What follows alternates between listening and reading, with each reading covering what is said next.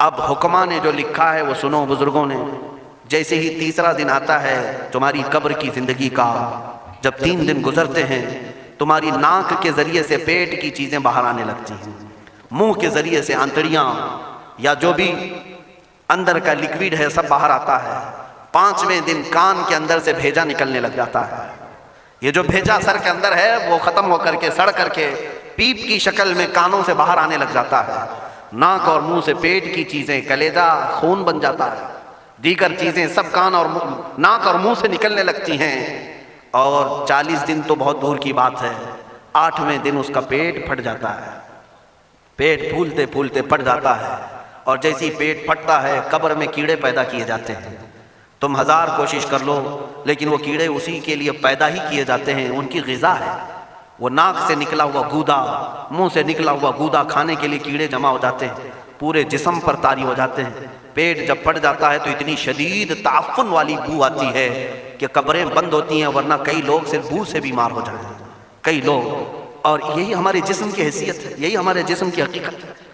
और चंद दिन गुजर जाते हैं कि उसकी आंखों की पुतलियां लटक करके बाहर निकलती हैं, उसकी आंखों की पुतलियां बाहर आ जाती हैं और गड़े पड़ जाते हैं।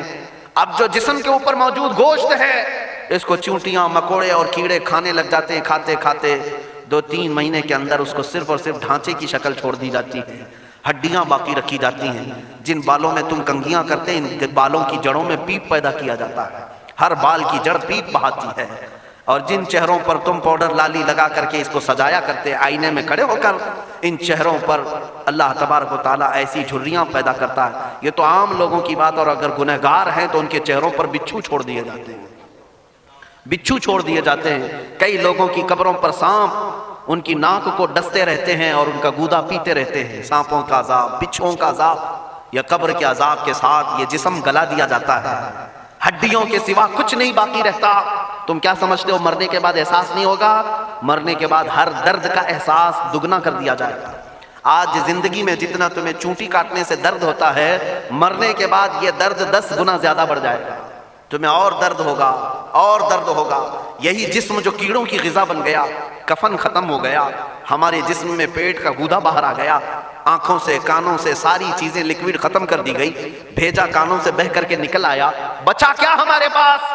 जिस जिस्म को हम सजाते रहे, संवारते रहे, इस पर हजारों पैसे बहाते रहे, ये जिस्म 40 दिन के अंदर कीड़ों की ग़िज़ा बन गया, सब खत्म हो गया।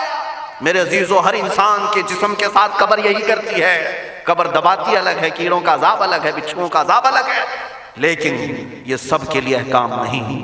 कुछ वो भी जनाजे हैं जब यहां से जाते हैं तो हजारों की आंखों में आंसू छोड़ कर जाते हैं, हजारों की दिलों की धड़कन बन करके जाते हैं। उनके जनाजे जब जाते हैं तो अल्लाह के मलाइका भी, फरिश्ते भी उनके जनाजे को उठाने के लिए जमीन पर आते हैं। ये कौन लोग हैं? जो अपने सीनों में इश्क़ मुस्तफ़ा की शमा रोशन किए हुए थे।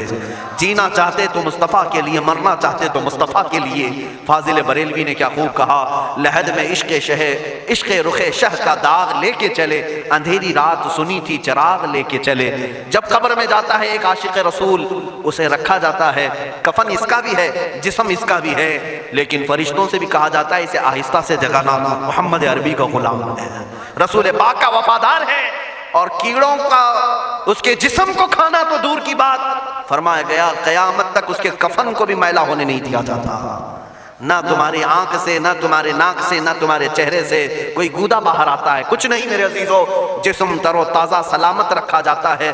1000 साल क्या 10,000 साल गुजर जाएं, हवादिसे ज़माना भी आए, लेकिन उसकी कब्र में उसका जिस्म सलामत रखा जाता है। अब तुम्हारे हाथ में फैसला है, कौन सा जिस्म बनाना चाहते हो? वो जो कीड़ों की ग़िज़ा बन जाए, या वो जिस पर फरिश्ते भी उतर कर सलाम भेजें। मैंने खुद मेरे मुर्शिद गिरामी के जनाजे में हाजिरी दी। हुजूर ताजुश शरिया बदरुत तरीक़ा रहमतुल्लाहि तआला अलैह, जिस मर्द कलंदर ने अपनी पूरी जिंदगी इश्क़ मुस्तफ़ा में गुजारी है। आज तुम नारे लगाते हो ताजुश शरिया, ताजुश शरिया। उनके शब रोज़ देखे थे कभी? उनकी सुबह और शामें देखी थी कभी? बहुत पीर होंगे जो बाहर पीर होंगे, अंदर पैर होंगे, लेकिन ताजुश शरिया को मैंने अंदर भी देखा है, बाहर भी देखा है। आंखें बंद भी होती, आंखों से अगर कोई चीज नजर भी नहीं आ रही होती, तब भी इतना ख्याल होता कि कहीं सतर तो ना खुल गया हो, कहीं पायजामा ऊपर तो नहीं हो गया हो। सोने के हालत की बात कर रहा हूं, कोई ना हो तब भी ये ख्याल बाकी रहता। कौन सा ऐसा दिन गुजरता जब वो दलाइलुल खैरात नहीं पढ़ रहे होते, कसीदा बुर्दा शरीफ ना पढ़ रहे होते। हजारों सफर की मसरूफियात के बावजूद हुजूर पाक की मोहब्बत के नगमात में कोई कमी नहीं आई। लेकिन मैं आज आपको एक बात बता दूं, जब इंतकाल हुआ वो जुमा की शाम थी और हमारे मुर्दों को 6 घंटे 10 घंटे में हमको कब्रिस्तान सुपुर्द करना पड़ता है।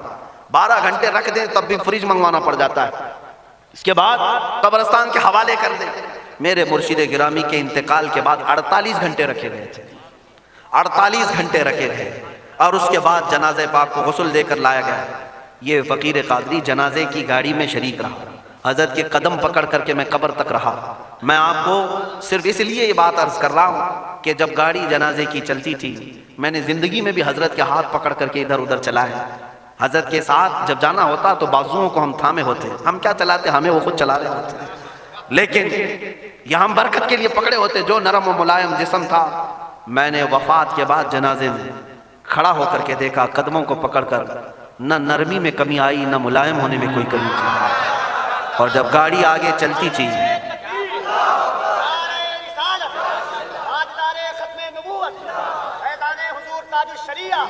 जब आप गाड़ी जनाजा जिस पर रखा हुआ था चलती थी, तो मेरे अजीजों जिंदगी में जिस तरह जिस्म नरम मुलायम था, मैंने देखा कि गाड़ी जब उसके धड़के होते थे इधर उधर तो पेट मुबारक और सीने मुबारक वैसे ही हिलता था जैसे किसी जिंदे का हिलता। हाथ पर उंगली रखे तो खून सरक जाए और फिर अपनी जगह पर आ जाए। ये कोई मुबालगे की बात नहीं कर रहा हूँ, ये आंखों से देखी हुई चीज है। और कब्र अनवर में रखने के बाद जब उनके साहबजादे और दामाद निकल करके आए तो थोड़ी देर के बाद हमने देखा कि चेहरा खुद ब खुद किबले की तरफ था। हम अपने मुर्दों को रखवाते हैं, लेकिन उस आशिक़ रसूल ने अपना चेहरा पहले से किबले की तरफ कर लिया। ये करामात कहें या ज़िंदगी की हकीकत कहें, हकीकी बात तो ये है जो मुस्तफ़ा की याद में जाता है। उसने क्या ही खूब कहा शायर कि मेरे जनाजे पे रोने वालों फरेब में हो बगौर देखो, मेरे जनाजे पे रोने वालों फरेब में हो बगौर देखो, मरा नहीं हो गमे नबी में लिबास हस्ती बदल गया। हाँ, मरा नहीं हूँ, गमे नबी में लिबास हस्ती बदल गया हूँ। इन आशिकों का हाल यही होता है कि ये मर भी जाते हैं, इंतकाल कर भी जाते हैं, तो बस लिबास बदलता है लेकिन जिंदगी पहले से और बुलंद होती है। अजीज़ान गिरामी, तुम्हें इसी बात पर मैं लाना चाहता हूँ, कौन सी जिंदगी गुजारना चाहोगे? कौन सी जिंदगी? या अय्याशों की, या नचनियों की, या मुजरा करने वालों की, इन जालिमों की जो जहन्नम की तरफ तुम्हारे ले जाने के लिए तैयार बैठे हैं? चंद दिनों की अय्याशी है, तुम गाने गाकर उछल कूद करके अपने नफ्स को तो राजी कर सकते हो, लेकिन रब्बुल जलाल की रजा कभी नहीं ले सकते। आज तुम दुनिया में फिल्मों की जिंदगी जी करके थोड़ी देर की खुशी तो हासिल कर सकते हो, लेकिन कब्र की राहत कभी नहीं ला सकते, कब्र का सुकून कभी नहीं ला सकते। कब्र में अगर सुकून चाहिए तो सिर्फ हमारे सीनों को उधर हवाले करना होगा, मुस्तफ़ा करीम के हवाले करो। अब अपनी जिंदगी को बदलने का वक्त आ गया। ऐ मेरे अजीजों, नामों से रिसालत की हिफाजत यही है कि हुजूर के अखलाक की पहले हिफाजत की जाए, हुजूर की सुन्नतों की हिफाजत की जाए, हुजूर पाक के नाम पाक की हिफाजत की जाए, उनकी तालीमात, उनके अहादीस की हिफाजत की जाए। जिस तरह सहाबा इकराम ने अपनी जानें कुर्बान करके हुजूर की इज्जत की हिफाजत की है, आज वक्त आया है इन जालिमों की तरफ ना देखना। ये भौंक भौंक करके तुम्हें जगा रहे हैं, बेदार कर रहे हैं। मैं जवाब देता रहूंगा इंशाअल्लाह, लेकिन साथ में मैं इन हादिसात को अपने लिए एक अलग अंदाज से देखता हूं। अगर कोई कुत्ता किसी मंदिर के गुफे में बैठकर भौंकता है और मेरे नबी पाक की अजमत पर हमले करता है तो दर्द तो होता है, लेकिन साथ में अकीदा भी तो हमारा ये है, रहेगा यूं ही उनका चर्चा रहेगा, रहेगा यूं ही उनका चर्चा रहेगा। पड़े खाक हो जाएं जल जाने वाले, या रसूल अल्लाह तू घटाए से किसी के न घटा है न घटेगा, जब बढ़ाए तुझे अल्लाह ताला तेरा, मिट गए मिटते हैं मिट जाएंगे आधा तेरे, न मिटा है ना मिटेगा कभी चर्चा तेरा। ये कुत्ते किताब लिख करके कहते हैं मोहम्मद अरबी का चरित्र, उनके अखलाक, उनके किरदार बुरे थे, और ऐसी कोई चीज नहीं है इस्लाम में जिससे इंप्रेस होकर इस्लाम कबूल किया जाना चाहिए। मोहम्मद सल्लल्लाहु अलैहि वसल्लम के नाम को इस्लाम से हटा देना चाहिए। इन जालिमों को मैं जवाब देना चाहता हूँ, ऐ मुसलमानों, ये तुम्हें जगाने के लिए आ रहे हैं, ये तुम्हें बेदार करना चाह रहे हैं। अब उठो और ये बताओ तुम कहां कहां से मेरे नबी को मिटाओगे, कहां कहां से? अरे हमारे घरों में बच्चों की विलादत भी होती है, कान में अगर हम अल्लाह का नाम लेते हैं तो साथ में मोहम्मद का भी नाम है। हमारे बच्चे जिस दिन इस दुनिया में आते हैं, अजान उनके कानों में दी जाती है तो अल्लाह के नाम के साथ मोहम्मद का नाम भी आता ही है। हमारी अजानें, हमारे नमाज को बुलाने वाली आवाजें, तुम क्या मिटा पाओगे मोहम्मद अरबी के नाम को?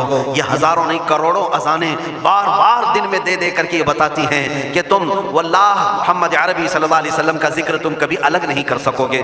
जिक्र खुदा जो उनसे जुदा चाहो नजदी हो, वल्लाह जिक्र हक नहीं गुंजी सकर की है। हुजूर पाक का नाम कहां से हटाओगे? अजानों से हटाओगे, इकामत से हटाओगे, नमाजों से हटाओगे? बल्कि इकबाल ने क्या ही खूब कहा था, दश्त में दामन कोहसार में मैदान में है। कहाँ है ये नाम? दश्त में दामन कोहसार में मैदान में मोहम्मद है, बहर में मौज की आगोश में तूफान में मोहम्मद है, चीन के शहर मराकश के बयाबान में मोहम्मद है, और पोशीदा हर मुसलमान के ईमान में मोहम्मद है। मैंने ये तब्दील करके इसीलिए पढ़ा है कि हर जगह मोहम्मद है। रसूल पाक सल्लल्लाहु अलैहि वसल्लम को तुम कहां से हटाओगे? हमारे करोड़ों की जिंदगियां उस नाम पाक पर कुर्बान, उस नाम पाक पर कुर्बान। इन जालिमों को ये बात बता देना, इस नाम पाक पर अल्लाह ने नुक्ता तक नहीं रखा है। मोहम्मद अरबी सल्लल्लाहु अलैहि वसल्लम के नाम पाक पर नुक्ता तक नहीं, आए तो बहुत दूर की बात है। और मिटाने की बात करते हो, मिटाने के लिए तुम इसका एक लफ्ज तक नहीं मिटा पाओगे। मोहम्मद अरबी उस अजीम हस्ती का नाम है जिसकी जड़ें तहतुस्सरा में हैं, जिसकी शाखें औजे सुरैया पर हैं। हुजूर पाक सल्लल्लाहु अलैहि वसल्लम को अल्लाह ने रफ़अना लका ज़िक्रक कह करके बुलंद फरमा दिया है। किसी के घटाने से हुजूर का नाम कभी नहीं घटेगा। मैं अज़मत मुस्तफ़ा के लिए बारगाह आला हज़रत की का सहारा लेते हुए मुसलमानों तुमसे ये बात कहना चाहूँगा, बतला दो गुस्ताख़ नबी को, गैरत सुन्नी जिंदा है, उनके नाम पे मर मिटने का जज्बा कल भी था और आज भी है। तुम भोगते रहो मेरे नबी की शान पर और हम सुन्नी कहते रहेंगे सबसे आला व औला मोहम्मद मोहम्मद है, सबसे औला व आला मोहम्मद मोहम्मद है, सबसे बाला वो वाला मोहम्मद मोहम्मद है, दोनों आलम का दूल्हा मोहम्मद मोहम्मद है, अपने मौला का प्यारा मोहम्मद मोहम्मद है। बुझ गई जिसके आगे सभी मशाले, शमा वो लेकर आया मोहम्मद मोहम्मद है। खल्क से औलिया, औलिया से रसूल और रसूलों से आला मोहम्मद मोहम्मद है। मुल्क कौनैन में अंबिया ताजदार, ताजदारों का आका मोहम्मद मोहम्मद है। जिसके तलवों का धुवन है आबे हयात है, वो जाने मसीहा मोहम्मद मोहम्मद है। सब चमक वाले उजलों में चमका किए, अंधे शीशों में चमका मोहम्मद मोहम्मद है। सारे ऊंचों से ऊंचा समझिए जिसे है, उस ऊंचे से ऊंचा मोहम्मद मोहम्मद है। सारे अच्छों से अच्छा समझिए जिसे है, उस अच्छे से अच्छा मोहम्मद मोहम्मद है। गमज़दों को मुज़्दा दीजिए कि है बेकसों का सहारा मोहम्मद मोहम्मद है। मैं मानता हूं ऐ अक्ल वालों, मेरा मोहम्मद खुदा नहीं है, मगर दिलों में ये नक्श कर लो कि वो खुदा से जुदा नहीं है।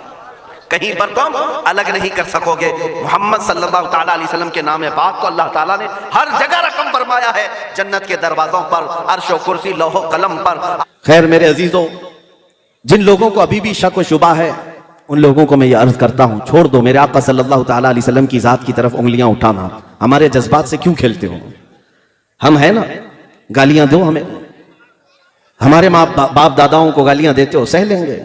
दिल्ली वालों को तो आदत पड़ गई है फसादात सहने की, घर जलाए जाते हैं, तोड़ फोड़ दिए जाते हैं, खामोश रहते हैं। लेकिन अजमत इस्लाम और अजमत रसूल पर उंगली उठाओगे तो फिर हम अपने लुटे हुए घर और अपने कटे हुए बच्चे नहीं देखते। नबी पाक सल्लल्लाहु ताला अलैहि वसल्लम के लिए हम अपने जिस्म के खून का आखिरी कतरा तक जमीन पर रवाहने को तैयार हैं।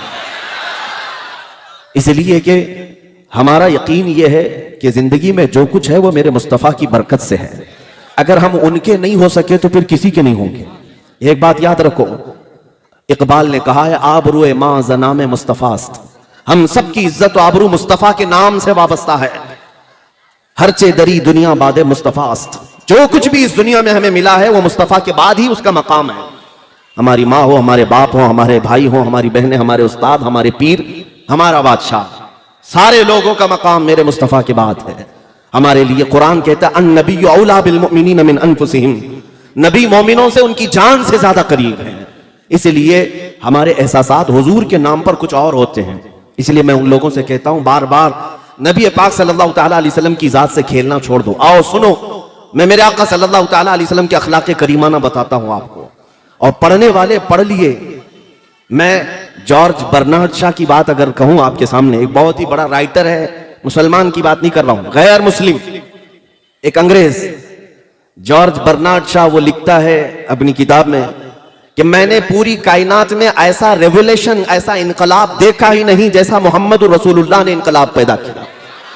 इसलिए कि दुनिया में बहुत सारे इनकलाब आए, लेनिन का इनकलाब, मार्क्सिज्म का इनकलाब, कम्युनिज्म का इनकलाब, जमहूरियत का, डेमोक्रेसी का इनकलाब, दुनिया में बहुत सारे इनकलाब आए, लेकिन उनके इनकलाब के जो बानी थे, फाउंडर थे, उनकी जिंदगियों में वो इनकलाब का असर रहा या ज्यादा से ज्यादा 100 साल तक रहा। लेकिन एक इनकलाब जो मक्का की गलियों से उठा था, मदीने पहुंचा और पूरी कायनात में फैला। जॉर्ज बर्नार्ड शॉ कहता है 1400 साल हो गए उस इनकलाब को दुनिया में आए हुए, उस रसूल का असर अब तक कम नहीं हुआ बल्कि रोज बढ़ता ही जाता है, रोज बढ़ता ही जाता है। ये मैं नहीं कहता, गैर मुस्लिम जॉर्ज बर्नार्ड शॉ की लिखी हुई बात मैं कह रहा हूं आपके सामने। वो इसलिए कि अकल साफ होगी, मुताला किया होगा, समझ में आ जाएगा मेरे नबी की जात क्या है। और इसी तरह हमारे इस मुल्क के भी कई ऐसे नॉन मुस्लिम लोग हैं जो मुफक्किरीन हैं और बहुत सारी किताबों के मुसन्निफ भी हैं। उन्होंने भी मेरे आका सल्लल्लाहु तआला अलैहि वसल्लम के मुतालिक क्या कहा है। मैं अपने नौजवान बच्चों से कहूंगा, मोहनदास करमचंद गांधी ने क्या लिखा है, डॉक्टर B.R. अम्बेडकर ने क्या लिखा है, और भी बहुत सारे लोग हैं, रविंद्रनाथ टैगोर, और भी कई ऐसी शख्सियात का मैं तुम्हारे सामने जिक्र कर सकता हूं जिन्होंने मेरे आका सल्लल्लाहु अलैहि वसल्लम की अजमत का एतराफ किया है। हुजूर अकरम सल्लल्लाहु तआला अलैहि वसल्लम की शान को उन्होंने लोगों के सामने बयान किया। हत्ता के सिखों के सबसे बड़े गुरु नानक ने तो बाज़ाब्ता मेरे आका सल्लल्लाहु अलैहि वसल्लम की शान में कई नाते लिखी हैं और उन्होंने ये कहा है, मोहम्मद ना है भक्ति ना हिज। मोहम्मद सल्लल्लाहु तआला अलैहि वसल्लम को छोड़ दिया जाए तो कोई इबादत ही नहीं है। ये मैं नहीं कह रहा हूं, जिन्होंने इस्लाम या कुरान या हदीस पर अमल करने का अज़्म नहीं लिया, उन लोगों ने ये लिखा है। इससे पता चलता है अल फज़्लु लिमा शहीद बिहिल अअदा, गवाही जिसकी दुश्मन देते हैं उसी की तो फजीलत है, फजीलत उसी की है जिसकी दुश्मन भी गवाही देते हैं। नबी मुकर्रम सल्लल्लाहु तआला अलैहि वसल्लम मक्का की गलियों से निकलकर मदीना तैयबा पहुंचने तक जो आला अखलाक और किरदार की शख्सियत सब पूरी दुनिया के सामने पेश किए, आज तक दुनिया उसकी नजीर नहीं ला सकती, उसकी मिसाल नहीं ला सकती, आज तक नहीं ला सकती। इंसाफ की बात अगर मैं करूं, है कोई दुनिया में आज लीडर जो अपनी रियाया के सामने आकर यह कहे कि तुम पर किसी पर मेरा कोई हक बाकी है तो हक ले सकता है? आए अभी हमारा कोई मिनिस्टर आकर के कह दे, किसी की हिम्मत ही नहीं, इतना खा के बैठे, क्या कहेंगे, क्या कहेंगे? और लोग नोच डालेंगे, यहां भी मेरा हक है, वहां भी मेरा हक है, किसी को कहने की हिम्मत नहीं है। मुस्तफा करीम सल्लल्लाहु अलैहि वसल्लम की जात वो है कि पूरे भरे मजमे में मस्जिद नबवी में सहाबा मौजूद हैं, उस वक्त कहते हैं, ऐ लोगों, तुम में से किसी भी शख्स के ऊपर मेरा कोई हक बाकी है या मुझ पर तुम्हारा कोई हक बाकी है तो मुझसे ले सकते हो। एक सहाबी खड़े हुए कहा, हाँ मेरा हक बाकी है आपके ऊपर। मजमे में से एक सहाबी खड़े हुए कहा, मेरा हक बाकी है आप पर। हुजूर ने फरमाया, क्या हक है? कहा, एक गजवे में हम जा रहे थे, उस वक्त मुजाहिदीन की सफ सीधी करते करते मैं थोड़ा आगे आया था, आपने मुझे छड़ी से मारा था, मैं बदला लेना चाहता हूं। अल्लाहु अकबर। कौन कह रहा है? सैयदुल अंबिया, जिसके दरबार की सलामी सैयदुल मलाइका लेने के लिए बेकरार, फरिश्ते जिसकी एक झलक देखने को बेकरार, उस रसूल के सामने उनके एक सहाबी खड़े होकर कहते हैं, आपने फलां वक्त छड़ी से मुझे मारा था, मैं बदला लेना चाहता हूं। नबी पाक सल्लल्लाहु अलैहि वसल्लम ने नहीं फरमाया तुम कौन होते हो मुझसे इस तरह की बात करने वाले, बल्कि कहा अगर ऐसा है तो आ जाओ।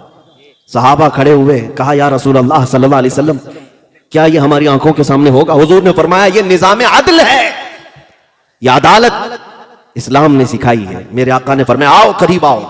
वो सहाबी करीब आए, उन्होंने एक और ख्वाहिश का इजहार किया, जिस वक्त आपने मुझे छड़ी लगाई थी उस वक्त मेरे बदन पर जुब्बा नहीं था, नंगी पीठ थी, कुर्ता नहीं था। मैं चाहता हूं कि अगर मैं इस वक्त बदला लूं तो आप भी अपना जुब्बा उठा दें, अपनी पीठ को वाह कर दें, खोल दें। नबी पाक सल्लल्लाहु तआला अलैहि वसल्लम ने उनकी बात पर अपना जुब्बा भी उठा दिया, अपनी पीठ उनके सामने कर दी। वो सहाबी बढ़कर के आए, हुजूर के दोनों कंधों के बीच जो मोहरे नबूवत थी उसका बोसा ले लिया। उनका मतलब इतना ही था, उनका मकसद इतना ही था, बोसा ले लिया और कहा मैं कामयाब हो गया। मेरी तमन्ना ये थी कि रसूल पाक सल्लल्लाहु अलैहि वसल्लम के दोनों कंधों के बीच जो मोहरे नबूवत थी, जिसकी रोशनी सूरज से ज्यादा चमकदार थी, उसका बोसा लेना उनकी बड़ी तमन्ना थी, उन्होंने वो बोसा ले लिया। मगर मेरे आका सल्लल्लाहु अलैहि वसल्लम ने दुनिया को यह बताया अदल कैसे कायम किया जाता है, अमीर और गरीब हो कि बादशाह और रियाया हो, सबके दरमियान अदल कायम करने का निजाम ये मेरे मुस्तफा ने बताया है। यहां तो अब ये बात आम होने लग गई कि कानून जो है मालदारों के घर की कनीज बन गई है। हाँ, कानून को जिस तरह से चाहे उस तरह से बना दिया जाए, गरीबों के लिए कुछ अलग बना दिया जाए, अमीरों की जेब में कुछ और पहुंचा दिया जाए। अगर छोटा आदमी जुर्म करे तो उसे सजा दे दी जाए, और बड़े लिंक वाला और बड़े सोर्स वाला अगर कोई कत्ल भी करे तो उसे बचाने के लिए 1000 हथकंडे अपनाए जाएं। ये निजाम आदल मेरे मुस्तफा का नहीं। उंगली उठाने से पहले मेरे आका की जात को पढ़ो, हुजूर पाक सल्लल्लाहु अलैहि वसल्लम के अखलाक करीमाना को पढ़ो। ये रेपिस्ट क्या बताएंगे मेरे आका की अजमत को। नबी पाक सल्लल्लाहु तआला अलैहि वसल्लम का हाल तो ये है, फतह मक्का के दिन मेरे आका सल्लल्लाहु तआला अलैहि वसल्लम 10,000 सहाबा का लश्कर लेकर मक्का में आ रहे थे। 10,000 सहाबा थे, लेकिन उसी दिन खाने काबा जाने के रास्ते में एक कुतिया ने बच्चे दी थी, एक कुतिया ने बच्चे दी थी। जब हुजूर का गुजर हुआ, मेरे आका ने एक सहाबी को वहां खड़ा कर दिया कि कहीं सहाबा अनजाने में किसी कुतिया के बच्चे पर पैर न रखते, किसी बच्चे पर पैर न रख दे जब तक ये पूरा लश्कर ना गुजरे। मेरे आका ने फरमाया तुम्हारी जिम्मेदारी है कि इस कुतिया की हिफाजत के लिए खड़े रहोगे। मेरा दीन ये है, मेरे आका की जात ये है जो एक जानवर और कुतिया के बच्चों की हिफाजत की भी फिक्र करते हैं। यहां दरिंदे जो बलात्कार करते हैं वो मेरे आका की जात पर उंगली उठाते हैं, तुम्हें अंदाजा भी नहीं है। मैं आपको बताऊं, हुजूर पाक सल्लल्लाहु तआला अलैहि वसल्लम मदीना तैयबा में तशरीफ फरमा है। आज तो बरसों हो गए, रियाया अपनी बिपता किसको सुनाएगी। अखलाक पर बात आई है, मैं अर्ज करूंगा आज मेरे नबी की अजमत सुन के जाओ। और जो लोग खास मुझे आज सुनने आए हैं उनसे मैं कहता हूं, आप नोट करो इस बात को, मैं दिल्ली की सरजमीन पर क्या गुफ्तगू कर रहा हूं। नबी पाक सल्लल्लाहु तआला अलैहि वसल्लम मदीना तैयबा में हैं, सहाबा के साथ थे। एक पागल औरत हुजूर पाक सल्लल्लाहु अलैहि वसल्लम के रास्ते में आने लगी। सहाबा रोकने लगे, ये आएगी तो बड़बड़ करने लग जाएगी, इसकी जुबान बहुत चलती है। लोग उससे रास्ता काट लेते थे।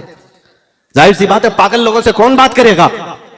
नबी पाक सल्लल्लाहु तआला अलैहि वसल्लम के पास वो खातून आने लगी। मेरे आका ने फरमाया छोड़ दो उसको, रास्ता आने दो, उससे बात किया जाए। साहबा ने कहा या रसूल अल्लाह सल्लल्लाहु अलैहि वसल्लम, उसका दिमागी तवाजुन ठीक नहीं, मानसिक संतुलन बिगड़ा हुआ जिसको कहते हैं।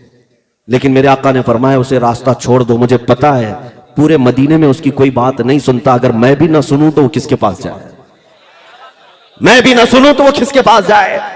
मुस्तफा करीम सल्लल्लाहु तआला अलैहि वसल्लम अपना काफिला रोककर उस खातून की बात सुनने लगे, और ऐसे सुनते रहे जैसे किसी दानिशमंद की बात सुन रहे हो, किसी बड़े आदमी की बात जैसे तवज्जो से सुनी जाती है। उस खातून की बात मेरे आका सुनते रहे, वो बार बार एक बात को दोहराती रही। नबी पाक सल्लल्लाहु तआला अलैहि वसल्लम उसको गौर से सुनते रहे। ये एहसास होने नहीं दिया कि तुझे हम पागल समझ रहे हैं। मेरे अजीजों, ये अखलाक करीमाना ढूंढ करके लाओ दुनिया के इस निजाम में। यहां तो हाल यह है कि इनके सफेद कपड़ों पर धूल लगने ना पाए, इसलिए किसी गरीब से बात करने को तक कोई नेता तैयार नहीं है। हाँ, कौन किसकी बिपता आज सुनने को तैयार है। नबी मुकर्रम सल्लल्लाहु तआला अलैहि वसल्लम की जात पर उंगलियां उठाने वाले अपने गरीबान में झांक करके देखो, तुमने कितने बैरिकेटिंग लगा दिए हैं अपने और रियाए के दरमियान, गरीबों और अमीरों के दरमियान कितनी हदबंदियां तुम कायम करके रखे हो। वो मुस्तफा करीम सल्लल्लाहु तआला अलैहि वसल्लम जानते हो।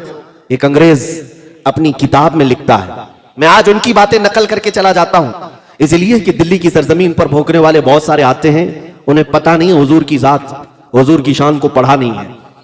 मैं जिसका कैसर खालिद साहब जिक्र कर रहे थे,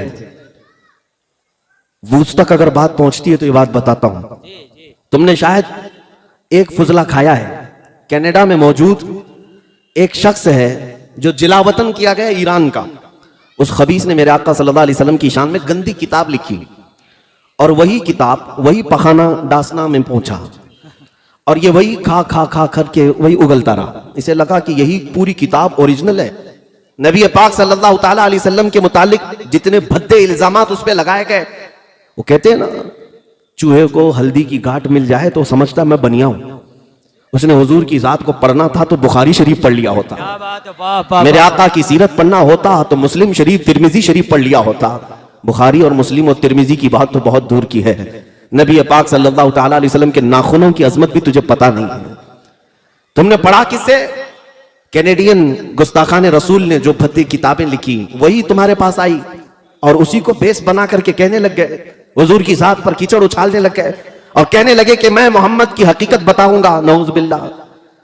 जालिमों, तुमने दुश्मनों की किताब पढ़ करके मेरे आका को परखने की कोशिश की, और मैं तुम्हें उन्हीं की कैटेगरी से बताता हूं, उन्हीं की कैटेगरी से। अंग्रेजों का ही एक और मुफक्किर है, बहुत बड़ा मुअर्रिख भी है, तारीख लिखने वाला। उसने पूरी दुनिया के बहुत ज्यादा मुअस्सिर शख्सियात, उन लोगों की तारीख जमा की है अपनी किताब में, 100 लोगों की जिनका इन्फ्लुएंस अवाम पर सबसे ज्यादा है पूरी दुनिया में। ऐसे 100 लोगों की तारीख जमा की और फर्स्ट नंबर पर मेरे आका का नाम उसने लिखा। क्यों? हमारे घर की नहीं किताब में बता रहा हूं, उनके घर की किताब। 100 मोस्ट यानी इन्फ्लुएंस रखने वाले लोगों में से मेरे आका का नाम सबसे पहले। उसी से पूछो कि क्यों तुमने मेरे आका का नाम सबसे पहले रखा है। वो कहता है कि मोहम्मद सल्लल्लाहु ताला अलैहि वसल्लम से मैं इतना इंस्पायर हो गया, एक हदीस मैंने पढ़ा। हदीसें पढ़ो है नौजवानों और दूसरों तक पहुंचाओ। मेरे आका सल्लल्लाहु अलैहि वसल्लम के अखलाक के तुम सफीर हो, तुम तर्जुमान हो, लोगों तक मेरे आका की अजमत भी बताओ। वो कहता है अंग्रेज, मैंने एक हदीस पढ़ी। पूछा गया क्या हदीस पढ़ी आपने? कहता है उनकी फिक्र कैसी थी, एक बार वो बच्चों के दरमियान बैठे हुए थे, बच्चे खेल रहे थे, छोटे छोटे बच्चे खेल रहे थे। मेरे आका सल्लल्लाहु ताला अलैहि वसल्लम बच्चों से बहुत प्यार करते थे, बच्चों के लिए तोहफे लाते। तिजारत से आने के वक्त बच्चे लटक जाते थे हुजूर पाक सल्लल्लाहु अलैहि वसल्लम के जुब्बे को पकड़कर। साहब हुजूर पाक सल्लल्लाहु अलैहि वसल्लम उन बच्चों के साथ बैठे हुए हैं, खेलते हुए बच्चों में अचानक एक बच्चे का बाप आया और उसने अपने बेटे को पुकारा, बेटा इधर आजा, तेरी मां तुझे याद कर रही है। नबी मुकर्रम सल्लल्लाहु अलैहि वसल्लम खड़े हुए उस आने वाले शख्स को क्या कहा कि इस मजमे में अपने बेटे को बेटा कहकर मत बुला। उसने कहा क्यों? मेरा बेटा है, मैं बेटा ना कहूं तो किसको कहूं? मेरे आका ने फरमाया जरूर तेरा बेटा है, घर में बेटा कहकर बुला। इस मजमे में कई यतीम बच्चे खेल रहे हैं जिनके बाप नहीं है। अगर तू अपने बेटे को बेटा कहकर बुलाएगा, उन यतीमों को अपने बाप का एहसास ना हो जाए, और मुझे उनकी तकलीफ का ज्यादा एहसास होता है। यतीमों का मावा, यतीमों का मलजा, मेरा आका मोहम्मद मोहम्मद सल्लल्लाहु अलैहि वसल्लम। ये कौन लिखा है? ये हमारे घर की किताब नहीं है, अंग्रेजों का एक बहुत बड़ा मौर्रिख है, दानिश्वर है, उसकी लिखी हुई किताब। इंटरनेट पर सर्च करो नौजवानों और इन पाखंडियों को बताओ कि ये उसी जमात से आए हैं जिनके फुजले तुम खा खा करके यहाँ हिंदुस्तान में गंद फैला रहे हो। ये उन्हीं की जमात के अंग्रेज लोग हैं जिन्होंने मेरे आका की जात पर रिसर्च किया और तहकीक करके दुनिया को बताया उनके जैसा अजीम कोई इंसान नहीं है। मेरे आका सल्लल्लाहु ताला अलैहि वसल्लम के मुतालिक एक और बात मैं बता दूं, हुजूर अकरम सल्लल्लाहु ताला अलैहि वसल्लम के अखलाक करीमाना पर आज मुझे हैरत होती है नौजवानों पर। ऐ मेरे अजीज बच्चों, नौजवानों, तुम अखलाक को, किरदार को सीखने के लिए आज कई कोर्सेस कर रहे हो। पर्सनैलिटी डेवलपमेंट कोर्सेस चलाए जाते हैं बड़े बड़े शहरों में। हमसे कई नौजवानों ने कहा कि हम ये कोर्स कर रहे हैं। हमने पूछा ये कोर्स में होता क्या है? कहा इसमें लोगों से मिलना सिखाया जाता है, बैठना सिखाया जाता है, बात करने का अंदाज सिखाया जाता है, खाना खाने का तरीका सिखाया जाता है कि बड़े लोगों में, रिच लोगों में कैसे तुम लोग बिहेव करोगे। ये पर्सनैलिटी डेवलपमेंट से ताल्लुक रखने वाली चीजें सिखाई जाती हैं। मुझे हैरत हुई अपने बच्चों पर, तुम उन लोगों से अखलाक सीखने जा रहे हो जिनको पेशाब करने का तरीका मालूम नहीं। अखलाक में सबसे आला अगर कोई इस दुनिया में इमाम है वो मोहम्मद रसूलुल्लाह की जात है। नबी पाक सल्लल्लाहु अलैहि वसल्लम ने खुद इरशाद फरमाया, बुइस्तु लिउतम्मिम मकारिमल अखलाक, मैं भेजा ही गया हूं इसलिए कि सबसे आला अखलाक तुम्हारे सामने पेश करूं, सबसे आला अखलाक तुम्हारे सामने पेश करूं। नबी मुकर्रम सल्लल्लाहु ताला अलैहि वसल्लम के पास एक नौजवान आया और कहा कि मुझे जिना करने की इजाजत दी जाए। तवज्जो, मुझे किसी औरत से बदकारी करने की इजाजत दी जाए। मेरे आका ने डांट फटकार कर मार कर भगाया नहीं, किस लॉजिक से उसे समझाया, किस लॉजिक के साथ। और ये आज बहुत जरूरी है समझाना कि लोग अब तो ये भी करने लग गए, जानी का चेहरा देखा जाता है अब। हाँ, मीडिया वालों में भी, कानून वालों में भी, कि जिना करने वाले का पहले चेहरा देखो, किस मजहब से ताल्लुक रखता है, उसी हिसाब से फिर न्यूज बनाई जाएगी। हाँ, ये दज्जाली मीडिया को सिर्फ यही सुर्खियां चाहिए कि देखें पहले चेहरा किसका है। तुम ये नहीं समझते कि रेपिस्ट होता है चाहे वो किसी भी धर्म से हो। उसने गंद फैलाई है, वो नासूर है, मुआशरे के लिए नासूर है, वो चाहे किसी भी कौम से हो। अगर मेरे दीन का है, मेरे आका ने तो बहुत सख्त सजा सुनाई। हम ये नहीं देखते रेप करने वाला कौन है। अल्लाह के हबीब सल्लल्लाहु ताला अलैहि वसल्लम के पास एक नौजवान आया, उसने कहा मुझे जिना करने की इजाजत दी जाए। मेरे आका ने क्या कहा जानते हो? हुजूर ने फरमाया आओ बैठो इधर, तुमसे कुछ बातें मैं करता हूं, कुछ सवालात करता हूं। कहा मेरे आका सल्लल्लाहु अलैहि वसल्लम ने, कहा तुम्हारी माँ है, जिंदा है? कहा हाँ है, मेरी माँ है। कहा तुम इस बात को पसंद करते हो कि कुछ दूसरे लोग तुम्हारी माँ से जिना कर ले, इजाजत दोगे? उसने कहा या रसूल अल्लाह कैसी बात कर रहे हैं, क्या मेरे होते हुए मैं अपनी माँ से किसी को जिना करने की इजाजत दूंगा? हुजूर ने फरमाया छोड़ो, तुम्हारी बहन है, बहन से किसी को जिना करने की इजाजत दोगे? उसने कहा हरगिज नहीं, मेरी बहन तो है लेकिन मैं किसी को आंख उठाने की भी इजाजत नहीं दूंगा। मेरे आका ने फरमाया तुम्हारी खाला है, चाची है, फूफी है, फला है? उसने कहा सब है लेकिन किसी से भी जिना करने की इजाजत नहीं दूंगा। मेरे आका ने फिर मुस्कुरा कर कहा जिस औरत से तू जिना करने की ख्वाहिश कर रहा है ऐ नौजवान, यकीनन वो भी किसी की बहन होगी या बेटी होगी या खाला होगी। जैसे तेरे दिल में एहसास है अपने घर की औरतों की अजमत का, इसी तरह दुनिया के हर फर्द को अपने घर की औरतों की अजमत का ख्याल है। जैसे तुझे पसंद नहीं तेरे घर की औरतें जिना करें, इसी तरह किसी और को भी यह पसंद नहीं कि उनकी बहनों से तू जिना करे। उस नौजवान ने उठ करके तौबा किया। मेरे आका की नसीहत दिल में ऐसी असर कर गई, अल्लाह अकबर, पूरी जिंदगी भर कभी इस तरह की ख्वाहिश दिल में आने ना पाई। मेरे अजीजों, अल्लाह के हबीब सल्लल्लाहु तआला अलैहि वसल्लम ने वो अखलाक करीमाना इस माशरे को दिए। शराब पीने वालों को बंद लगाया। क्यों? ये निजाम मेरे मुस्तफा का नहीं है कि एक तरफ लाइसेंस भी दो और दूसरी तरफ डोंट ड्रिंक एंड ड्राइव लिख करके लगाया जाए। हाँ, एक जगह ये लिख करके लगाए शराब पीकर गाड़ी मत चलाओ, और शराब कौन बेच रहा है? तुम ही बेच रहे हो। एक तरफ खुली छूट दे दी जाए इनको, और फिर शराब पीकर नशे में आकर के घर में औरतों को मारने वाले को सजा भी दी जाए। ये अड्डे क्यों नहीं बंद करते? ये अड्डे क्यों नहीं बंद करते? ये मेरे आका सल्लल्लाहु तआला अलैहि वसल्लम का निजाम है जिससे अकल में फुतूर आता है। मेरे आका ने ऐसा कोई काम अपनी उम्मत को नहीं दिया, कोई काम अपनी उम्मत को नहीं दिया। ऐ नौजवानों, अगर कोई नशा की तरफ गया है तो खास तवज्जो से सुन ले। मुझे एक नौजवान की बात, हुसैन पाक से मोहब्बत करने वालों बताओ, ये जो कानों में ईयरफोन लगाकर रोजाना गाना सुन रहे हो, कारों में सफर करते हुए जो गाने सुनते हो, और वो भी इतने गंदे गंदे गाने जो इंसान की शहवत को उभारे, जो इंसान को गुनाहों पे उभारे, क्या भूल गए रसूलुल्लाह सल्लल्लाहु अलैहि वसल्लम का फरमान? अल्लाह के रसूल फरमाते हैं बारिश के बरसने पर जैसे सब्जा पैदा होता है, वैसे म्यूजिक की आवाज की वजह से इंसान के दिल में निफाक पैदा होता है।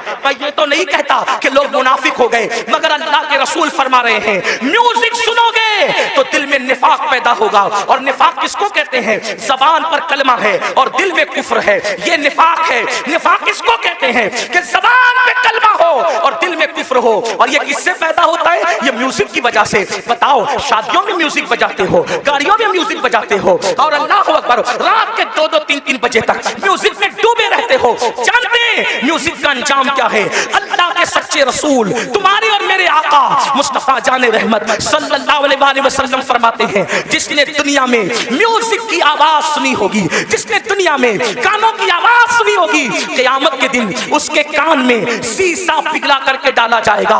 ऐ मेरी कौम के जवानों, अपने घर के गर्म के हुए तेल को अगर कान में डालो और तेल ज्यादा गर्म हो जाए तो आदमी उसको बर्दाश्त नहीं कर पाता।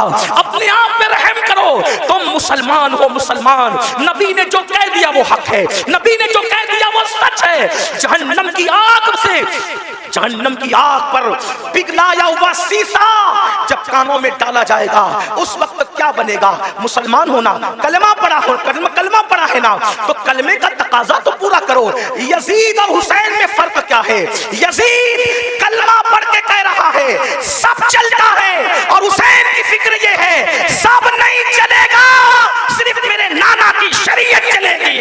सुभान अल्लाह, सुभान अल्लाह। अब जाजपुर वालों मुझे बताओ, तुम कौन से मुसलमान बनना चाहते हो?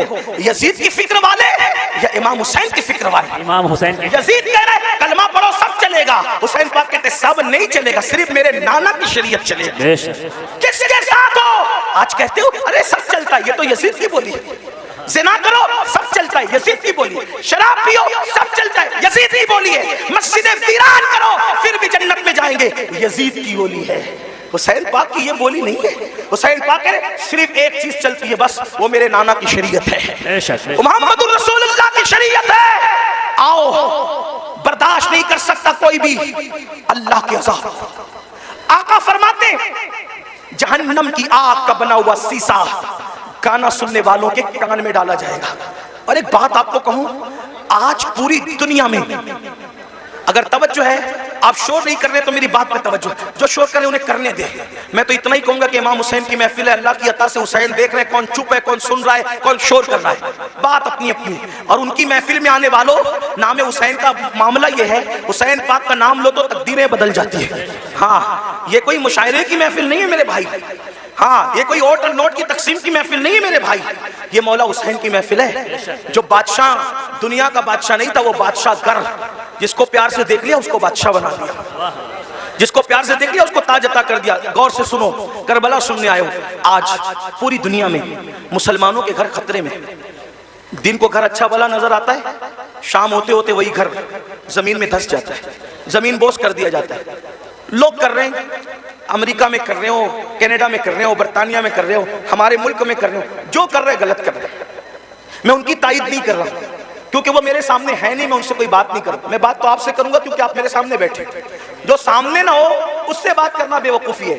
जब वो सामने होंगे अल्लाह तौफीक देगा तो उनसे भी बात करेंगे, लेकिन आपसे बात कर रहे हैं। मगर उनसे भी दो जुमले कहता हूं इसलिए कि दीवारों को कान होते हैं। अल्लाह करे इन दीवारों के कान के जरिए किसी के कान तक बात पहुंचे। लोगों को पता होना चाहिए कि जो चूंटी का घर उजाड़े, चूंटी का, अल्लाह चूंटी का घर उजाड़ने वालों के भी घरों को वीरान कर देता है। इंसान के घरों के दुश्मन न बनो। अगर तुम किसी के नशेमन पे बिजली गिराओगे तो अल्लाह तुम्हारे नशेमन को भी खाक में मिला देगा। ताकतवर तुम नहीं हो, ताकतवर सिर्फ अल्लाह है। जिस वक्त तो यजीद ने हुकूमत के नशे में हुसैन का घर उजाड़ा तो यजीद खुश था। दुरूशी अल्लाहुम्मा सल्ली अला सय्यिदिना नाराए तकबीर। दुरूशी पढ़े। अल्लाहुम्मा सल्ली अला सय्यिदिना व मौलाना मुहम्मदिन मादिनिल जूदी वल करम व आलिहि व सहबिहि व बारिक व सल्लिम सलातु व सलामन अलैका या रसूल अल्लाह।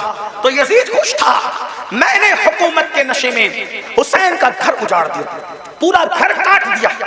अब हुसैन की नस्ल नहीं रहेगी, मेरे लिए रास्ता क्लियर हो गया। जो मेरी राह में रुकावट बन रहा था मैंने सबको काट दिया। लेकिन वो 8, 12 या 14 बेटों का बाप था यजीद।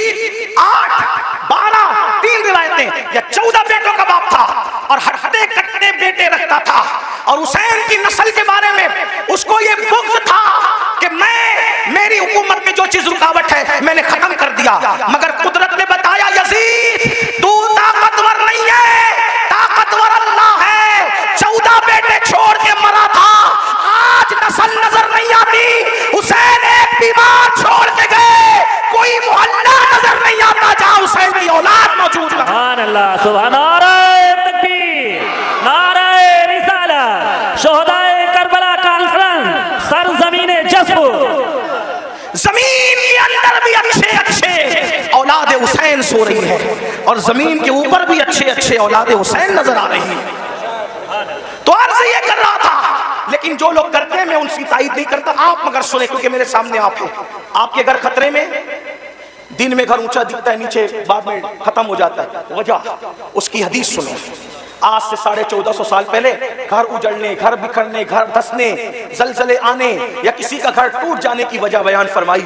अल्लाह के रसूल अलैहि सलाम फरमाते हैं जब तुम गाने, म्यूजिक और शराब में डूब जाओगे, ये मैं नहीं कह रहा हूं, अल्लाह के रसूल फरमा रहे हैं, जिसको अल्लामा इब्न सल्लल्लाहु तआला अलैहि वसल्लम के कमालात, उनके अखलाक व किरदार हर नौजवान को आज पढ़ने की जरूरत है। तुम रात भर तुम्हारा मोबाइल, इंटरनेट सिर्फ गेम खेलने के लिए मत इस्तेमाल करो, सिर्फ फिल्में देखने के लिए और सीरियल्स देखने के लिए इस्तेमाल करते हो।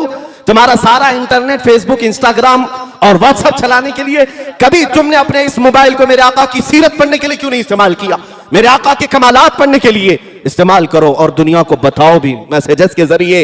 अल्लाह के नबी सल्लल्लाहु तआला अलैहि वसल्लम वो आला अखलाक व किरदार वाले हैं। नबी पाक सल्लल्लाहु अलैहि वसल्लम के अखलाक और उनके किरदार तक कोई दुनिया को पहुंच भी नहीं सकता। मेरा रब कुरान में फरमाता व इन्नका लअला खुलुकिन अज़ीम, ऐ महबूब हमने आपको सबसे बुलंद अखलाक पर बनाया, हमने आपको सबसे बुलंद अखलाक पर पैदा किया है।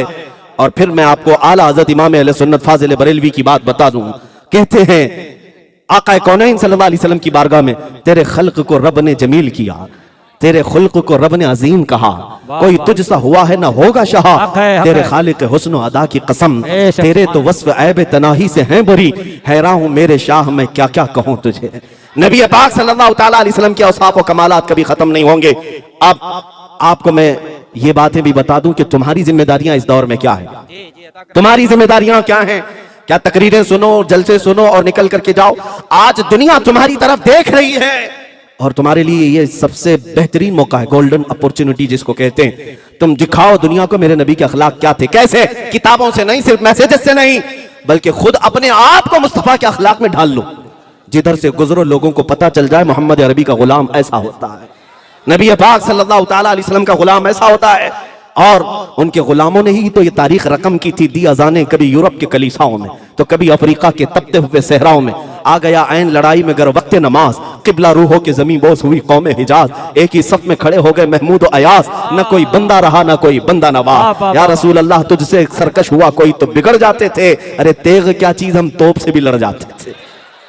हाँ, ये हमारे असलाफ के किरदार थे कि वो मेरे आका सल्लल्लाहु ताला अलैहि वसल्लम के अखलाक करीमाना को अपनाए हुए थे। जानते हैं एक बादशाह हजरत उमर फारूक रदी अल्लाह ताला अन्हु के जमाने में उसकी सल्तनत खत्म हो गई, कैदी बनकर के आया। उसे ऑफर दिया गया था कि वापस तुझे तेरा मुल्क दे दिया जाएगा, तू अगर हमारा भाई बन जाए, हमारे ऊपर तलवार ना उठाए, हमारे से मुकाबला ना करे, अमन के साथ रहे और दीन इस्लाम में रहे। उसने इनकार कर दिया, कहा नहीं मुझे ये चीज पसंद नहीं है, मैं अपने दीन में कट्टर हूं, मैं ये तमाम चीजों को स्वीकार नहीं करता। हजरत उमर ने उसको जेल में भेजा, जैसे जंग के कैदियों को जेल में भेजा जाता है, लेकिन साथ में मेरे आका सल्लल्लाहु अलैहि वसल्लम के 10 सहाबा को भी जेल में भेजा। तवज्जो, ईसाई बादशाह है, क्रिश्चियन बादशाह है, जेल में था और साथ में हुजूर के 10 सहाबा भी जेल में थे। इनका क्या कसूर है किसी को पता नहीं, लेकिन वो जेल में थे। 8 दिन गुजरे, 10 दिन गुजरे, 20 दिन गुजरने को थे कि वो बादशाह कहता है मुझे अमीरुल मोमिनीन उमर इब्न खत्ताब से मिलना है। लोगों ने पैगाम पहुंचाया, हजरत उमर ने कहा कि ठीक है मिलाओ।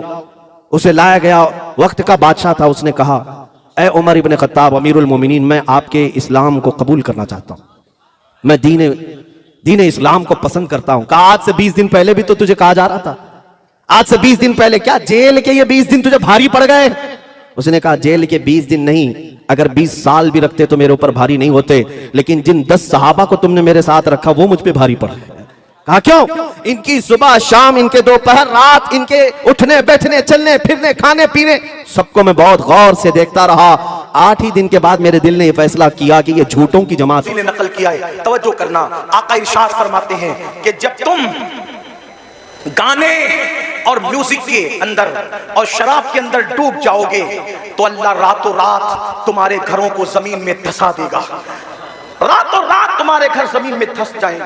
आज 16, 17 साल की उम्र के मेरे नौजवान फिल्म देखकर, सीरियल देखकर नशे की तरफ जा रहे हैं, म्यूजिक की तरफ जा रहे हैं, जिना फैशन हो चुका है।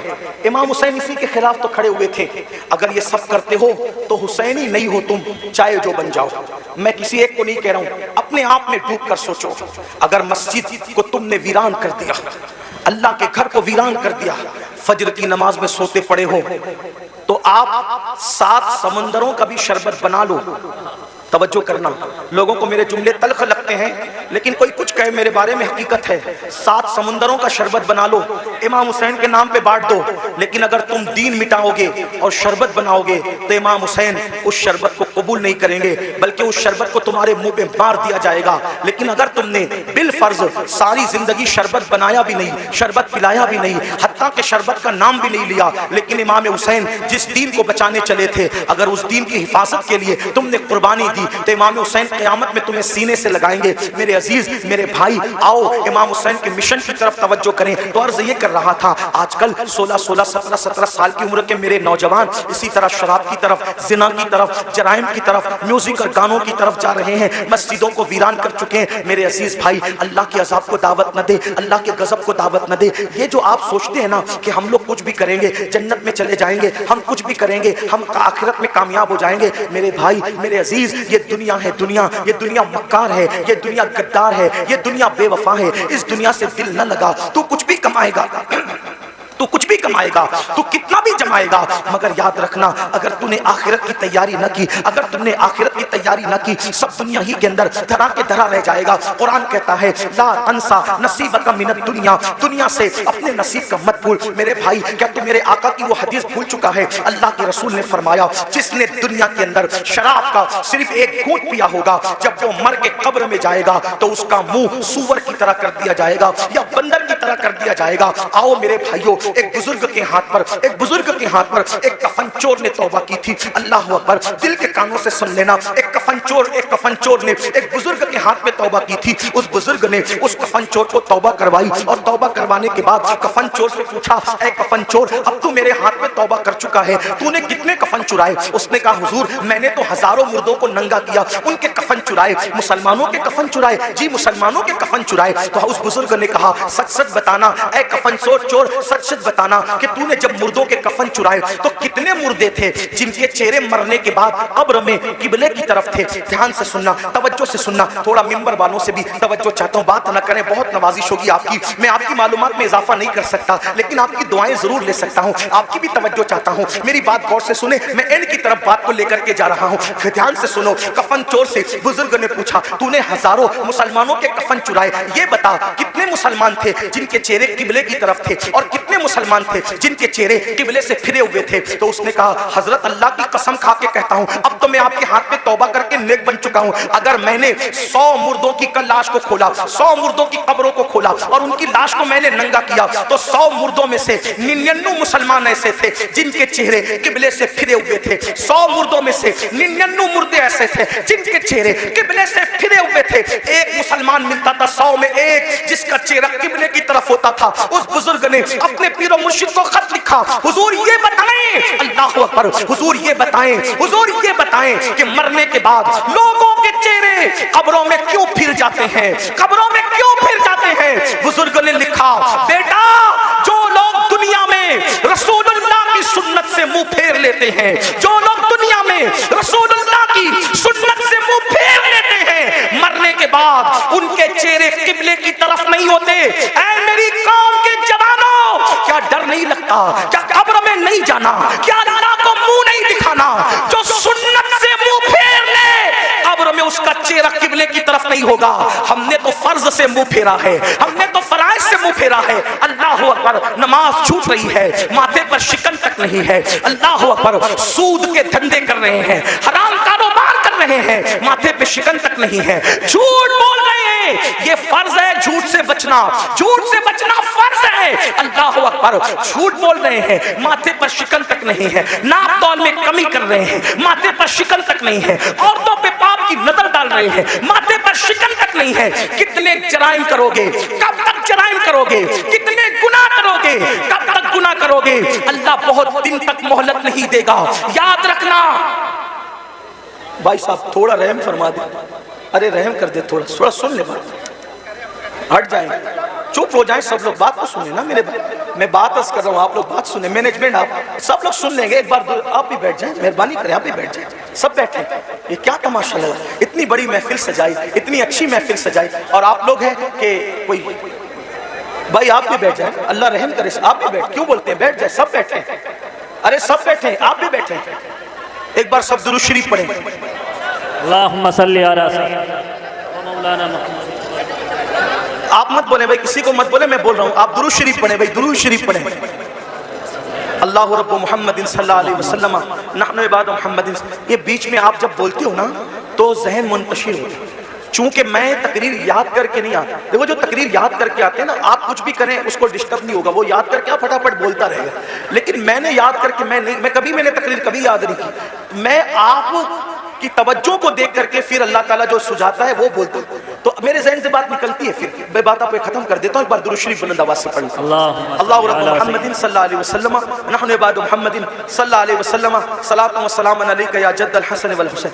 तवज्जो करें कि जब सुन्नत से कोई मुंह फेरे तो उसका चेहरा मरने के बाद किबले की तरफ नहीं होगा। अब आप क्या समझते हैं, कहते मौलाना अल्लाह रहीम है, अल्लाह करीम है, सत्तार है, गफ्फार है। अरे ये बात मौलाना को आपसे ज्यादा समझती है कि अल्लाह रहीम है, करीम है, सत्तार है, गफ्फार है। लेकिन आपको पूछना चाहता हूँ, आप मुझे बताएं कि आप और हम अगर जराइम करें तो अल्लाह गैरत वाला, वो रहम वाला है तो वो गैरत वाला भी है मेरे भाई। उसकी गैरत की तरफ तवज्जो क्यों नहीं करते? सिर्फ सुन्नत छोड़ने पर जब वो मुंह किबले की तरफ रखना गवारा न करे तो वो जन्नत के अंदर कैसे दाखिल करेगा? उसकी खुफिया तदबीर से डरो कि दुनिया में पहली और आखिरी बार आए हो। मुशरिकीन को देखकर, मुनकिरीन इस्लाम को देखकर उनकी तरह नंगा नाच न करो, उनकी तरह जुल्म न करो, उनकी तरह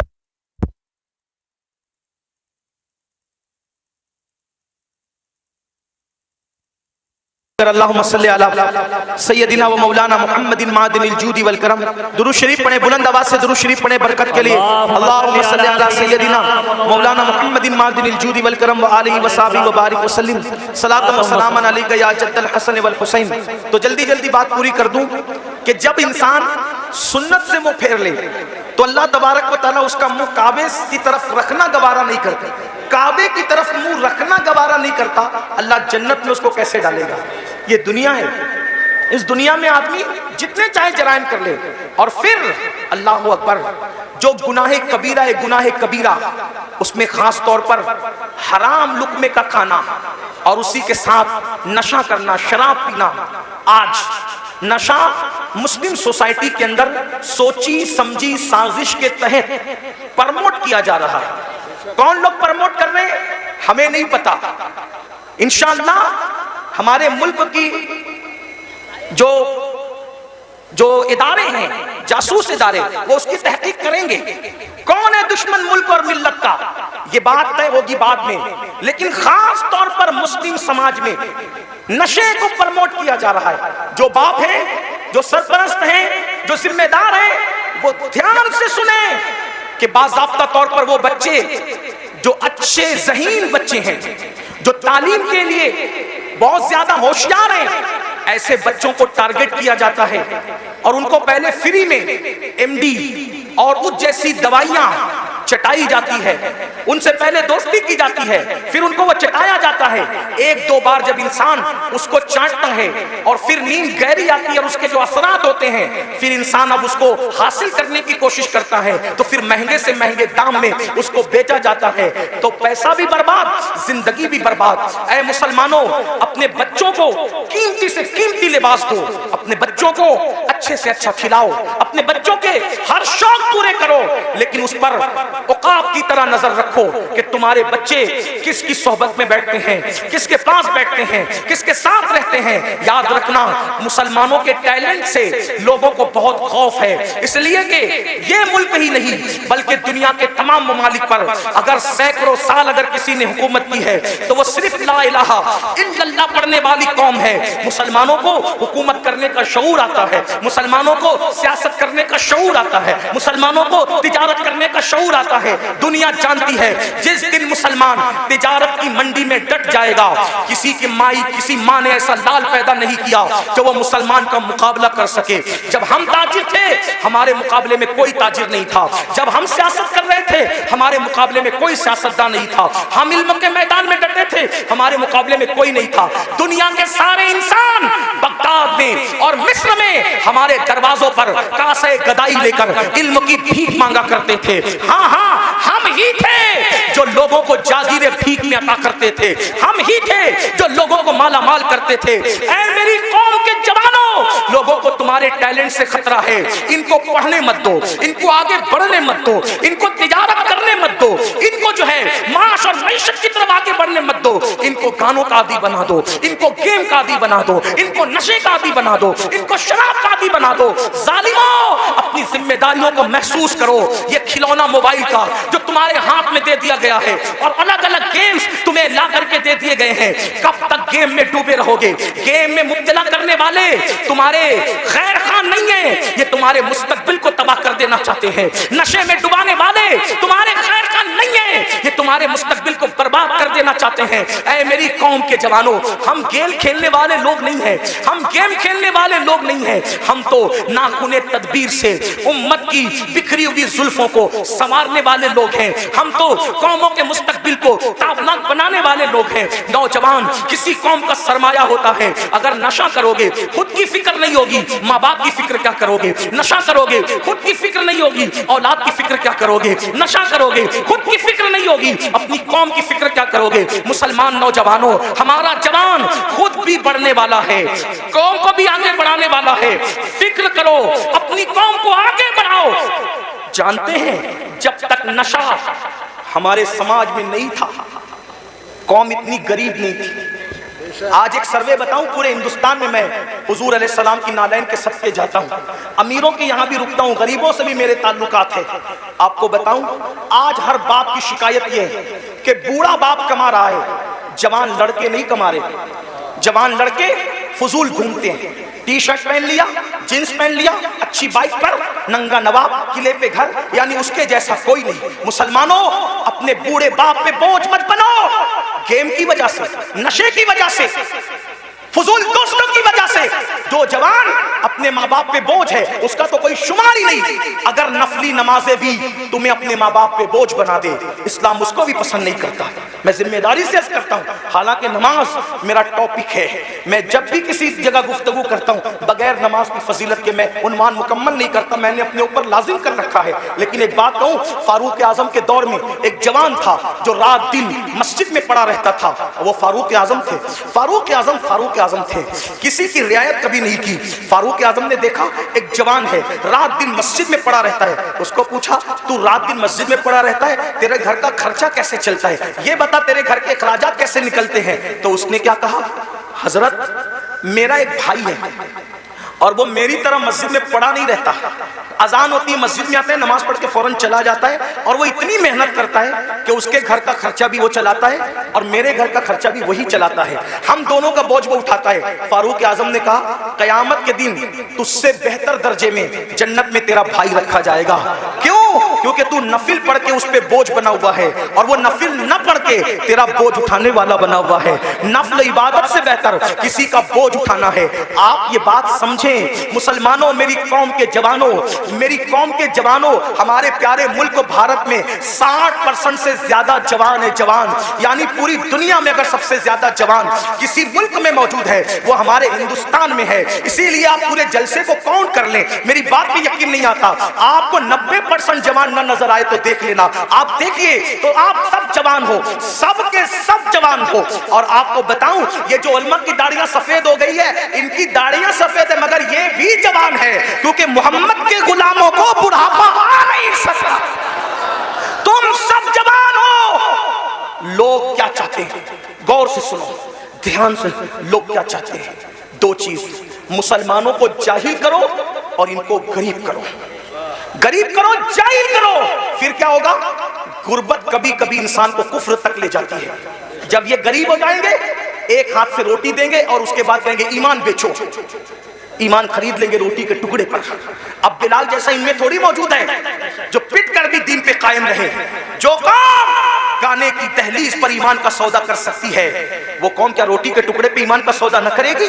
इसलिए मुसलमानों को गरीब बनाना चाहते हैं। और दूसरी चीज, जाहिल बना दो, अनपढ़ बना दो, इनको पढ़ने मत दो। आप देख लें, आज हमारे बच्चे 10वीं से आगे नहीं पढ़ पा रहे, 9वीं से आगे नहीं पढ़ पा रहे, थोड़ी थोड़ी सी तालीम हासिल करते हैं और फीस नहीं है इसलिए पीछे हट जाते हैं। कॉलेज महंगी है, पीछे हट जाते हैं, तालीम महंगी, पीछे हट जाते हैं। मैं कहता हूं, अपने बच्चों को तालीम अधूरी से पीछे हटाने वालों, ये क्यों कहकर शोरूम से वापस नहीं आते कि कपड़े महंगे हैं, तालीम महंगी है, ये कहकर अपने बच्चों को ड्रॉप आउट कर लेते हो। आप हजरात ये कहकर बच्चों के कदमों को पीछे हटा लेते हो। मैं कहता हूं, 1000 बार शोरूम से वापस आना पड़े कि मोबाइल महंगा है, मैंने नहीं खरीदना, कपड़े महंगे, मैंने नहीं खरीदना, जूते महंगे, मैंने नहीं खरीदना, लेकिन तालीम महंगा करने वाला कितना भी महंगा कर दे, कितना भी महंगा कर दे, कितना भी महंगा कर दे, इल्म छोड़ूंगा नहीं। क्यों? क्योंकि मेरे नबी ने फरमाया, आका का फरमान सुनो, क्योंकि मेरे नबी ने फरमाया, इल्म अगर सुरैया पे होगा तो मेरी उम्मत का बंदा वहां से भी इल्म लेकर आएगा। गोया के बता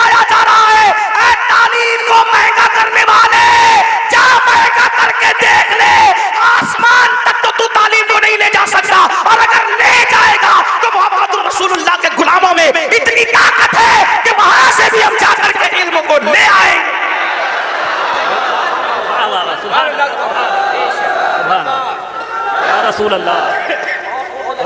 मालदार बनो और एजुकेशन पे मेहनत करो। मैं तो लोगों को ये भी कह रहा हूं, लोग मुझे गाली देते, मुझे लोग जितना गाली देते मेरा वजन उतना बढ़ता है, क्योंकि मैं उन लोगों की परवाह, मुझे ये लगता है कि जन्नत मुझे अल्लाह से लेना है, गाली देने वालों से नहीं।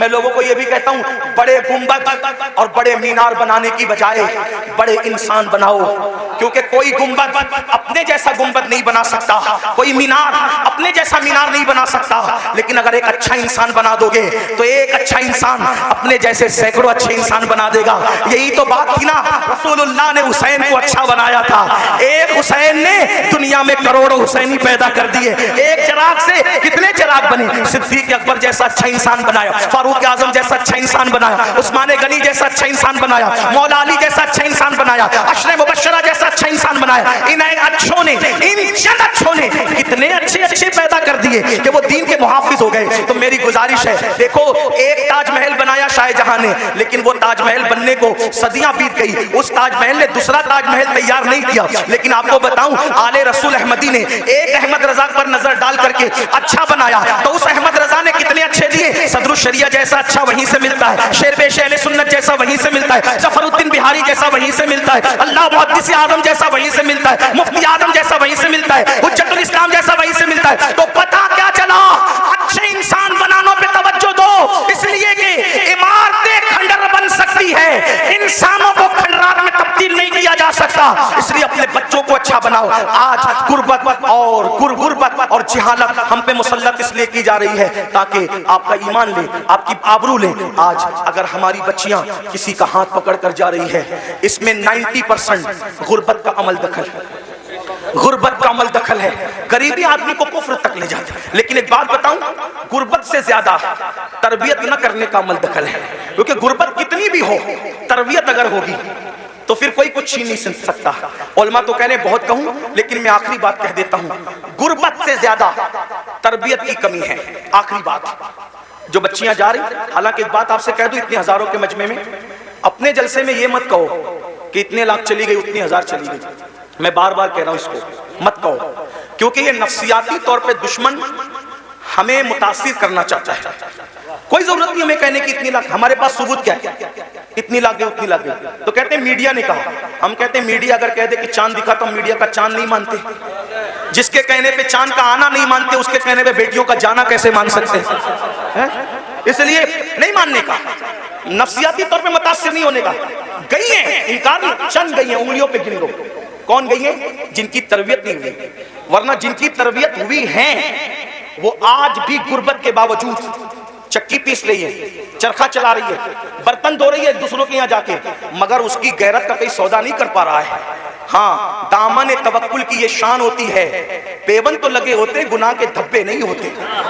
हाँ, हमारी कौम की बेटियों के दामन पर पेवन तो हैं, लेकिन गुनाह के धब्बे नहीं है। आज भी हमारी कौम की बेटियां इतनी पारसा और बागैरत है। मैं तो लोगों को कहता हूं, जितनी हमारी बेटियां पारसा है, आज उतनी किसी की मां में भी पारसाई नहीं है। हमारी बेटियों की तरह औरों में पारसाई नहीं है, लेकिन तरबियत का फुकदान है। जो बाप अपनी बेटी को बाजू में बिठा करके ज़िना का सीरियल देखे, जो बाप अपनी बेटी को बाजू में बिठाकर ज़िना का सीरियल देखे, उसकी बेटी भागेगी नहीं तो क्या होगा। जो भाई अपनी बहन के साथ गेम खेले, उसकी बहन और का हाथ में पकड़ेगी तो क्या होगा। तरबियत करो। कैसी तरबियत? सीरियल दिखाकर नहीं, फिल्में दिखाकर नहीं। अगर तरबियत करना है, ऐसे करो जैसे सैयदा फातिमा ज़हरा की गई, जैसे खदीजतुल कुबरा ने जिंदगी गुजारी, जैसे अम्मा आयशा ने जिंदगी गुजारी, जैसे इमाम हुसैन ने अपने घर वालों की तरबियत की। उस पर एक आखिरी बात सुनने सबकी तवज्जो चाहता हूँ, खास तौर पे बहनों की। तरबियत हो, गुर्बत कुछ नहीं बिगाड़ती। तरबियत हो, गुर्बत कुछ नहीं बिगाड़ती। आइए, उससे बड़ी गुर्बत किसकी होगी जो करबला में अहलुल बैत को थी, नबी के खानदान को थी। अल्लाह अकबर। आइए, उस गुर्बत की हल्की सी अक्कासी करता हूँ। उस गुर्बत को देखना है, उस शामे गरीबा को देखो। अल्लाह अकबर। आए थे तो खैमे के अंदर नौजवानों की कसरत थी, खैमे गजगजा रहे थे नौजवानों से। अल्लाह अकबर। लेकिन जब जा रही है सैयदा ज़ैनब करबला आई थी तो दर्जनों जवान थे घर में और खैमे गजगजा रहे थे। कड़ियल जवानों की जवानी से अली अकबर जैसा हम शबी रसूल शहजादा मौजूद है, हजरत कासिम जैसा शहजादा मौजूद है, हजरत अब्दुल्ला इब्ने अली, हजरत अब्बास काजी अब्बास अलमदार जैसा भाई मौजूद है, गरज के खानदान के कड़ियल जवान मौजूद है। लेकिन ज़ैनब सब कुछ लुटाकर करबला से जा रही है, किस शान से जा रही है, अल्लाह अकबर। सब शहीदों के सर काट लिए गए हैं, सब शहीदों के सर काट लिए गए हैं, सब शहीदों के सर काट लिए गए हैं, सर काट कर नेज़ों पे उठाए गए हैं और एक एक लाश पर 10 घोड़े मुतय्यन किए गए हैं। अल्लाह अकबर। वो सीना जिसको रसूलुल्लाह हाथ मलमल के सूंघा करते थे, वो सीना जिसको अपने सीने से लगा करके हुजूर अपनी जबान चुसाया करते थे और कभी मौला हुसैन की जबान चूसते थे, आज अल्लाह अकबर उस सीने पर से कपड़ा हटा करके, बल्कि उस सीने पर रखे हुए कपड़े निकाल करके इमाम अली मकाम के जिस्म और शहीदों के जिस्म से कपड़े भी निकाल लिए गए और कपड़े निकाल करके एक एक लाश को 10 घोड़ों से कुचल दिया गया। घोड़ों से लाशें कुचली, लाशें कट पिट गई। अल्लाह अकबर। ऐसे आलम में अल्लाह अल्लाह शहीदों की कटी पिटी लाश से जब 12 या 13 मुहर्रम को सैयदा ज़ैनब कुबरा निकलती है तो किस शान से निकलती है। मौर्रिखीन लिखते हैं सैदानियों के हाथों को रस्सियों से बांध दिया गया था और पैरों में बेड़ियां डाल दी गई थी। अल्लाह अकबर। इमाम अहले सुन्नत के छोटे भाई उस्ताद ज़मन के बकौल उनकी तहरीर की रोशनी में बीबियों के ज़ेवरात तक छीन लिए गए, कानों की बालियां तक छीन ली गई, हत्ता के दुपट्टे तक छीन लिए गए। जिनके घर में इजाजत के बगैर जिब्रील नहीं आते थे, आज उनके सरों के दुपट्टे भी छीन लिए गए हैं। अल्लाह अकबर। वो इमाम ज़ैनुल आबिदीन जो कई दिन से बीमार हैं, 3-4 दिन के भूखे प्यासे हैं, गले में तौक डाला गया है लोहे का, हाथों में हथकड़ियां हैं, पैरों में बेड़ियां हैं और ऊंटों की नकेल उस बीमार के हाथ में दी जाती है। ज़ैनुल आबिदीन उस नकेल को पकड़ के गिर जाते हैं, जब गिरते हैं तो पीठ में तमाचे मारे जाते हैं। सैयद नसीरुद्दीन नसीर गोलड़वी कहते हैं आखिर नसीर अदावत के भी कुछ न कुछ आदाब होते हैं, नसीर अदावत के भी कुछ न कुछ आदाब होते हैं। किसी बीमार को जंजीर पहनाई नहीं जाती, किसी बीमार को जंजीर पहनाई नहीं जाती। तमाचे मार लो, खैमे जला लो, कैद में रख लो, तमाचे मार लो, खैमे जला लो, कैद में रख लो। अली के गुल रुखों से बूए ज़हराई नहीं जाती, अली के गुल रुखों से बूए ज़हराई नहीं जाती। सोचो, गौर करो, ये करबला है, इस खानदान पे कितना जुल्म हुआ है, कितना मजलूम है ये खानदान। जब कटी पिटी लाशों से ये सैदानियों का अल्लाह अकबर लुटा पिटा काफिला जब जाने लगा तो सैयदा ज़ैनब ने कहा नाना जान आप पर अल्लाह की और फरिश्तों की दुरूदें हो।